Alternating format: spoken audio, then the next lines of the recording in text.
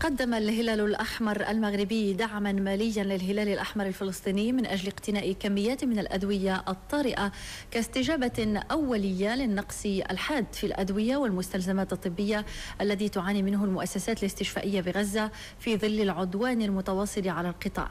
وأفاد بلاغ للهلال الأحمر المغربي بأن من شأن توفير هذه الأدوية المساعدة في سد جزء من العجز الذي تعاني منه المؤسسات الصحية والتخفيف من تفاقم الأزمة الناتجة عن سقوط الآلاف من الجرحى الفلسطينيين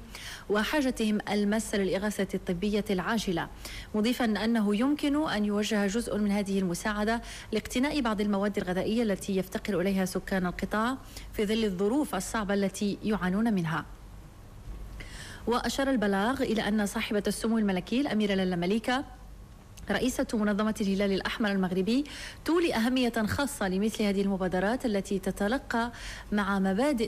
مع مبادئ الهلال ورسالته في مناصرة الضعفاء وضحايا الكوارث والنزاعات والارتقاء بالإنسان ومقدرته، حيث تحرص سموها على المبادرة بصفة شخصية وتتابع عن كثب تطورات الأوضاع الإنسانية لاستباق الحاجيات التي ينبغي توفيرها.